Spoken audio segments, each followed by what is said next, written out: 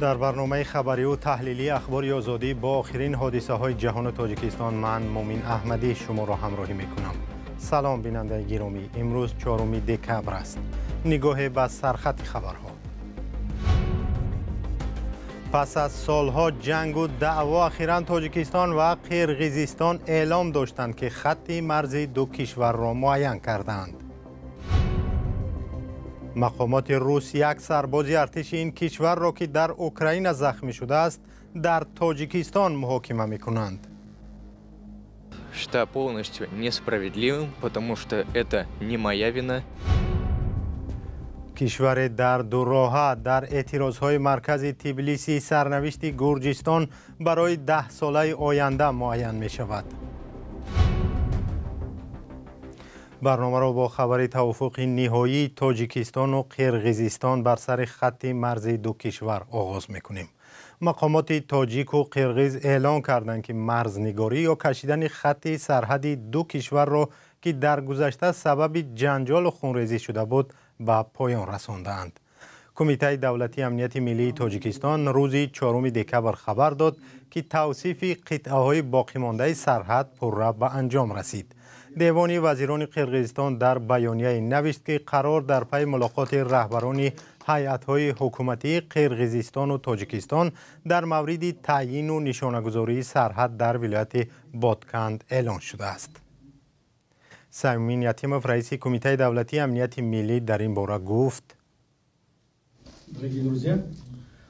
دوستان عزیز، امروز در مسئله های دلیمیتاسیون سرحدی دولتی بین جمهوری تاجیکستان و جمهوری قرقیزستان گفت و شنید فراگیری برگزار گشت.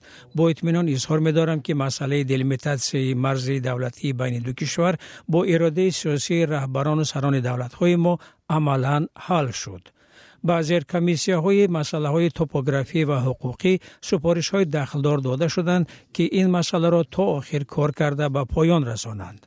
در دوام کار نوبت به مسئله سازماندهی حقوقی می‌رسد و ما تدریجاً به سازشنامه بین دولتی تعیین سرحد دولتی بین جمهوری تاجیکستان و جمهوری قرقیزستان نائل می‌شویم. سخنان یتیموف را همتای او از قرقیزستان قمچیبک توشیف دستگیری نمود و افزود که مشکل مرزی بین دو کشور به پررگی حل شد و اکنون آن در یک سازشنامه بین دولتی برای امضا بر رهبران دو کشور پیشنهاد خواهد شد. محترم نمایندگان رسانه ها، میخواستم خبر دهم که امروز جلسه نوبتی کمیسیون بین حکومتی قرقیزستان و تاجیکستان در مسئله تعیین و نشانه‌گذاری مرزی دولتی برگزار گردید. در این جلسه مسئله های وابسته به مرز حل و فصل و تمام طول سرحد موافقه کرده شد. من با تمام مسئولیت گفته میتوانم که این لحظه تاریخی است موافقه کردن مرز. طور پیشتر اشاره کردن قدم باقی مانده این تهیه حجت های حقوقی، قبول آن از طرف پارلمان و امضای آن از سوی سروران محترمی دولت های ماست. من فکر میکنم در چند ماه نزدیک مرز دولتی خود را نهایی خواهیم کرد. به این مناسبت من از تمام اعضای کمیسیون های بین حکومتی از جمله جناب سیمومین ستارویچ صمیمانه منت. در حقیقت شما کاری بزرگی کردید. من منت که ما این را یک جای به پایان رساندیم. طرف‌ها درباره آنکه خط نوی مرز کدام قلمروها را به کدام کشور واگذار می‌کند جزئیات ندادند. همه دوره‌های گفت و شنید توپوگراف‌ها و هیئت‌های دولتی پس درهای بسته جریان گرفته هیچ گونه تفصیلات درباره منطقه‌های بحثناک رسانه‌ای نشده است. تاجیکستان و قرقیزستان تقریباً 1000 کیلومتر مرز دارند. نامعینی در سرحد بارها سبب مناقشه خونین شده بود. برنامه را با گزارش دیگری از تاجیکستان دوام می‌دهیم. مقامات روس نسبت یک سرباز پایگاه 201 روسیه در تاجیکستان که میگوید همراه با تاجیکان در جنگ اوکراین شرکت کرده است پرونده جنایی باز نمودند. روز 27 نوامبر در پایگاه نظامی روسیه در دوشنبه عیبنامه سرباز یان بوکینی 22 ساله در حضورش رسما اعلان کرده شد. او برای بی سبب و با تأخیر حاضر شدن به مکان خدمت حربیش یعنی قسم نظامی پایگاه در شهر باختر متهم می شود. تفصیلات بیشتر در گزارش علیشیر ظریفی و امیر سویف. این سرباز پایگاه 201 روسیه در تاجیکستان را از 5 تا 10 سال زندان تهدید می کند.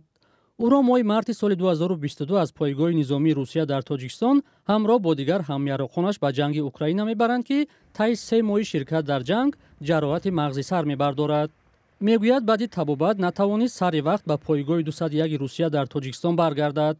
حالا نسبتش برای به سبب‌های عذرناک و با تأخیر حاضر شدن به مکان خدمت حربی پرونده جنایی باز شده است.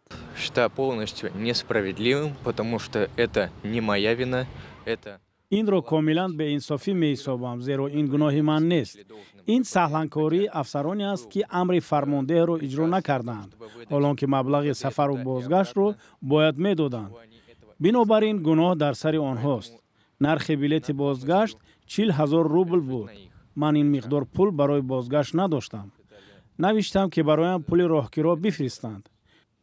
سپس ماه اوگوست فرمانده هم با من در تماس شد و به حل این مشکلی شروع کرد. قرار شد که به من بلیط بخرند. مرا بازپرسی کردند که به چه سبب برنگشتم. اصل واقعه را فهمیدم که چرا بازگشتم دیر شد. بعد بازپرسی ها ضد من پرونده جنایی کشادند. и после чего выкатили уже на меня уголовное дело.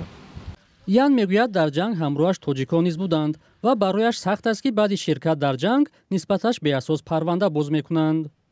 یان بوکین یگانه فرزند خانواده است. مادرش در شهرک بچاتسکی کوزباس به سر میبرد. میخواهد پرونده پسرش عادلانه تفتیش شود.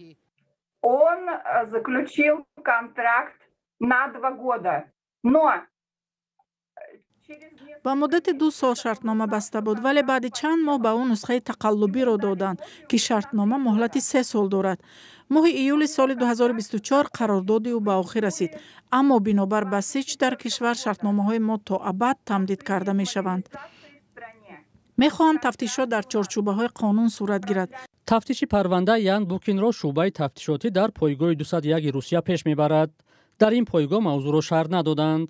далер қурбонов вакили мудофаи ӯ дар суҳбат ба радиои озодӣ гуфт аз додситону муфаттиш дархост намудааст ки парванда нисбати ян букин қатъ карда шавад, зеро дар амалаш таркиби ҷиноят вуҷуд надорад. маълум нест посухи ин дархост чӣ гуна хоҳад буд ва ян бо вакили мудофааш низ мунтазири онанд. ян букин то ҳол хонадор нашудааст. мегӯяд вазъи саломатиаш хуб нест, бинобар ин намехоҳад дар артиш хидматро идома диҳад. русия охири моҳи феврали соли 2022 бедалел ба Украина ҳамла кард. хабарҳо аз ҷалби сарбозони пойгоҳи 201 русия дар ин ҷанг қаблан низ расонӣ шуда буд. дар ин ҷанг даҳҳо ҳазор украинӣ кушта ва миллионҳо нафар фирорӣ шуданд. даҳҳо ҳазор низомии русия низ дар ин ҷанг кушта шуданд. русия давоми тақрибан 3 сол ба он чизе ки мехост дар Украина даст ёбад муваффақ нашуд. эмомалӣ раҳмон, президенти тоҷикистон, фармони баргузории интихоботи парлумонӣ дар рӯзи 2 марти соли ояндаро имзо кард. дар ин рӯз сокинон бояд 63 вакили маҷлиси намояндагони тоҷикистонро интихоб кунанд. ҳоло бори дигар ба ёд дорем ки низоми интихоботии тоҷикистон чӣ гуна аст. гузориши хабарнигори радиои озодӣ абдулло ашуров ки дар арафаи интихоботи парлумонии соли 2020 таҳия шуда буд, бубинед. پارلمان تاجیکستان مجلس عالی از 2 مجلس عبارت است: مجلس نمایندگان و مجلس ملی. مجلس نمایندگان پلاته پایانی پارلمان 63 کرسی دارد. از این 22 کرسی را اعضای حزب‌های رسمی سیاسی که بیش از 5% آوازها را به دست می‌آورند اشغال می‌کنند. باقی 41 نفر وکیلان دیگر در حوزه‌های یک مندتی انتخاب می‌شوند. انتخابات وکیلان مجلس نمایندگان و اعضای مجلس ملی در 5 سال یک مرتبه دایر می شود. در تاجیکستان 7 حزب سیاسی رسمی ثبت نام شدند: حزب خلق دموکراتی، حزب اگراری، حزب اصلاحات اقتصادی، حزب سوسیالیستی، حزب کمونیستی، حزب دموکراتی، حزب سوسیال دموکراتی. وکیل مجلس نمایندگان و یا مجلس ملی شخص انتخاب شده می تواند که سنش نه کمتر از 30 ساله باشد، تحصیلاتش عالی و زبان تاجیکی را داند. شخصی که بجز از شهروندی تاجیکستان شهروندی کشور دیگر را دارد حق ندارد وکیل انتخاب شود. سازمان‌های بین المللی ناظر انتخابات از جمله دفتر نهادهای دموکراتی و حقوق انسانی سازمان امنیت و همکاری در اروپا بار هم انتخابات‌های تاجیکستان را آزاد، دموکراتی و مطابق با معیارهای بین المللی اعتراف نکردند. مجلس ملی پالاتای بالایی پارلمان تاجیکستان 33 کرسی دارد. 25 نفر اعضای مجلس ملی از سوی وکیلان مجلس‌های محلی ولایت مختار کوهستان بدخشان، شهر دوشنبه، ناحیه‌های تابع مرکز و ولایت‌های سوبد و ختلان انتخاب می‌شود. 8 نفر اعضای دیگری مجلس را پرزیدنت تعیین می‌کند.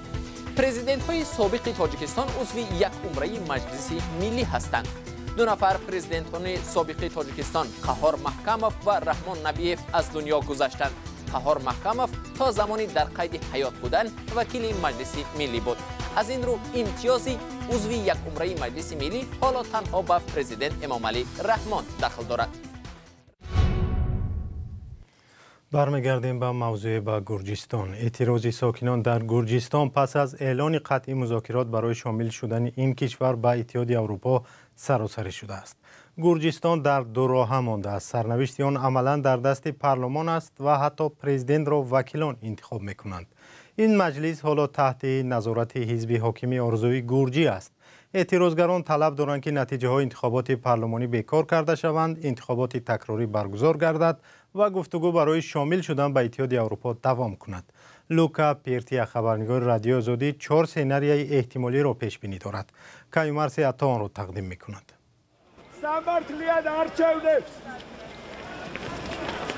در حالی که برخوردهای اعتراضگران گرجی با مقامات در مرکز تبلیسی به طور پیوسته ادامه دارند، شارحان درباره سمتگیری آینده این کشور 4 انتخاب را تخمین میکنند. سناریوی اول این است که حکومت احتمال در پی فشار اعتراضگران به استعفا رود. پرزیدنت گرجستان سالومه زورابیشویلی به اعتراض همراه شده از افسران خواهش کرده است که به آینده کشور بی‌طرف نباشند. پراکنده کردن مردم وظیفه شما نیست. شما به روسیه خدمت میکنید یا گرجستان؟ شما به سوال پرزیدنت جواب نمیدهید. سپر را پایین کنید. شما درباره خود و کشور و فرزندانتان فکر نمیکنید؟ اگر فشار اعتراضگران کارگر بود، در آن صورت انتخابات نوی پارلمانی برگزار خواهد شد. احزاب مخالف میگویند مسئول معرکه انتخابات باید افراد نو و بی‌طرف باشند. آنگاه احتمال حزب آرزوی گرجی تواناییش را از دست دهد و دوباره در گفتگوی عضویت در اتحادیه اروپا باز شود. سناریوی دوم این میتواند باشد که برعکس سالومه زورابیشویلی پرزیدنت گرجستان از مقامش تا آخر سال استعفا دهد. حالا او میگوید نیتی به استعفا رفتن ندارد چون پارلمانی که باید پرزیدنت نو انتخاب کند قانونی نیست.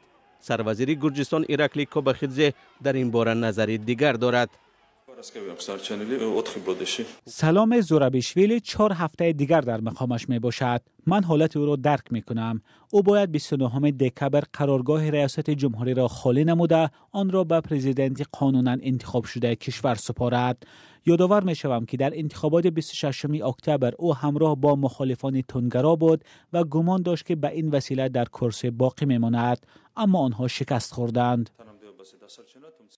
حزب آرزوی گرجی فوتبالیست معروف را نامزد مقام پرزیدنت پیشنهاد کرده است. زورابیشویلی را هم تهدید کردند که اگر به استعفا نرود زندانی می شود. این می تواند اعتراضها را افزایش دهد.